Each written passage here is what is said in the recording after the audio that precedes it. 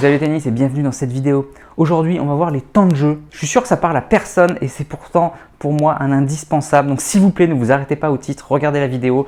Elle est hyper importante pour la tactique au tennis. D'abord, je rappelle que si les vidéos t'intéressent, je ferai un document gratuit que j'enverrai le 25 décembre pour vous remercier de m'avoir suivi lors de ce calendrier de l'Avent 2022. Si ça t'intéresse, c'est simple, il suffit de me donner ton mail dans le lien qui est dans la description juste en dessous et je t'enverrai le document gratuit. Ce sont les fiches gratuites sur la tactique au tennis, si ça t'intéresse. C'est parti, les temps de jeu, mais qu'est-ce que c'est? Qu'est-ce que tu racontes, Maurice? Pourquoi ça peut être important? Personne n'en parle jamais. Je trouve que c'est un oublié en fait, et c'est pour moi fondamental. Évidemment, vous êtes tous au courant que sur une heure de jeu réel au tennis, si on déclenchait le chrono au moment où le service commence et on arrêtait le chrono au moment où le point est terminé, et qu'on additionnait tout ça, sur une heure, connaissez-vous le temps de jeu réel? Mettez-le dans les commentaires. La moyenne, on dit que c'est entre 7 et 10 minutes, donc il n'y a que 7 à 10 minutes de jeu réel. Et encore, ça dépend, parce que c'est les pros qui ont vraiment qu'une minute, ou l'arbitre dit reprise et tout. Nous, les débutants, où des fois on passe 3 minutes sur la chaise à s'asseoir et tout, ça peut être complètement faussé. On estime que les serveurs volleyeurs, en tout cas c'était à l'époque, parce que là ça commence à être un peu plus lent les surfaces, mais à l'époque, les serveurs volleyeurs sur gazon, ça pouvait être 5 minutes, voire 3 minutes de jeu réel. De jeu réel sur une heure, vous vous rendez compte, 3 minutes de jeu réel, c'est un truc de dingue. On joue jamais au tennis en fait. Et les défenseurs qui mettaient 20, 30, 40 échanges à chaque fois sur terre battue, ça pouvait durer jusqu'à 15 minutes, 20 minutes. Je pense que ça aussi, c'est pas très réaliste. À mon avis, c'est entre 5 et 10 minutes, ça peut être assez réaliste. Ça veut dire que pendant 50 minutes, 55 minutes, on passe à ne pas jouer. Donc j'ai déjà parlé de ça dans les vidéos de préparation mentale, c'est que du psychologique le tennis, c'est 50 minutes, 55 minutes de psychologique, 5 minutes de jeu réel, donc c'est que du mental. Mais dans le mental, on inclut aussi la stratégie, donc c'est intéressant. Les temps de jeu, c'est quoi? C'est ça. Est-ce que j'ai un temps de jeu court? C'est-à-dire que moi, j'aime bien le jeu rapide en 2-3 frappes de balle, serveur volleyeur. Ou est-ce que je suis intermédiaire, comme tout le monde, entre 3 et 7, entre 3 et 10? Ou est-ce que je suis quelqu'un de long qui aime bien avoir 10 échanges, 20 échanges pour pouvoir me régler? C'est là où physiquement je m'exprime le mieux. C'est quelque chose qui n'est jamais pensé parce qu'on parle toujours en termes de stratégie et pas en termes de temps de jeu. Et pour moi, le temps de jeu devrait primer sur la stratégie. C'est-à-dire que si je suis quelqu'un qui aime bien 10-20 échanges, je vais naturellement être un joueur fond de court, même si j'ai un gros coup droit d'attaque. Si au contraire je m'épanouis le mieux en 3 coups de raquette, je vais être obligé de faire service volé, même si ce n'est pas mon jeu de faire service volé. Les temps de jeu doivent pour moi primer sur le reste, c'est très important. Ça dépend beaucoup de votre psychologique et de votre physique évidemment. Les joueurs très explosifs aiment bien les temps de jeu courts, les joueurs très endurants aiment bien les temps de jeu longs. La majorité d'entre nous se situons entre les deux. Et j'avais eu une étude très intéressante où justement les temps de jeu s'affrontaient, c'est-à-dire qu'un temps de jeu long affrontait un temps de jeu court. Et en fait, le but, c'était quoi? C'était d'amener l'autre dans sa filière. Tout simplement, si le joueur long arrive à faire des échanges et que l'échange est long, c'est le joueur long qui gagne, bien sûr.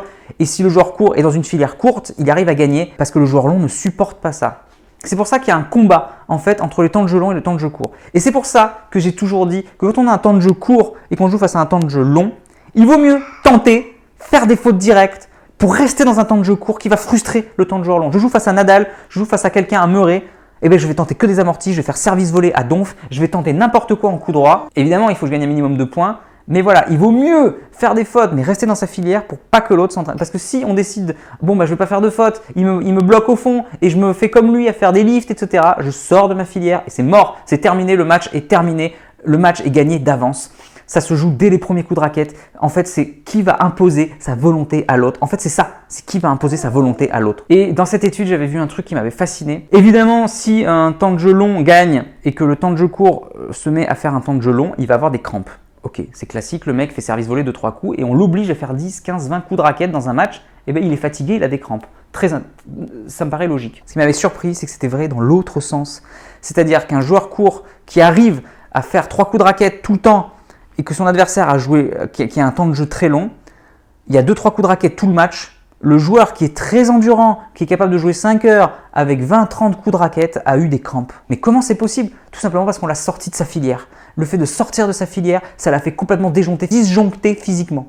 Moi, je savais qu'on pouvait disjoncter mentalement. Le mec est habitué à faire des matchs longs. Moi, je fais service volé. Le mec est complètement frustré. Il explose mentalement. Mais il est aussi capable de craquer physiquement.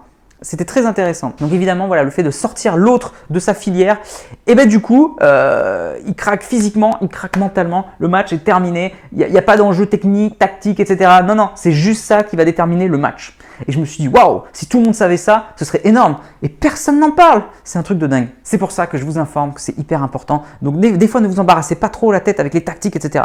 Respectez votre filière de jeu, votre temps de jeu. Vous avez un temps de jeu court, vous avez un temps de jeu long, vous le respectez. Et toujours la même chose dans la stratégie, toujours la même chose. Est-ce que je reste sur mon point fort? Imaginons que je suis un joueur court et je joue contre quelqu'un de court.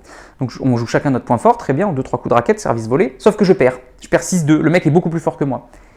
Et bien tant pis, je vais l'amener sur une filière longue, juste pour voir si point faible contre point faible, je ne suis pas meilleur que lui. Peut-être que si je fais 20 échanges, alors que ce n'est pas du tout ma filière, peut-être que je vais gagner sur lui.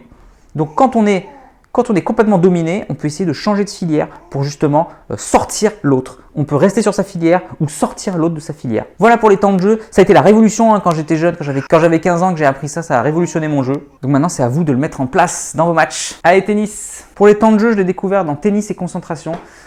Tennis et psychisme, n'hésitez pas à aller le voir, je vous mets le lien dans la description, mais il se trouve plus, il est complètement épuisé, donc si vous le trouvez, c'est jackpot, il est monstrueux sur le mental, n'hésitez pas à aller l'acheter. Et pour la tactique, je m'appuie sur Tennis, comment gagner, et Tennis, les fondamentaux tactiques. Si vous voulez les acheter, n'hésitez pas, je vous mets le lien dans la description juste en dessous. Allez, je vous dis à demain pour la prochaine vidéo, n'oubliez pas, allez jouer au tennis, construisez vos temps de jeu, respectez-les, progressez et surtout, faites-vous plaisir.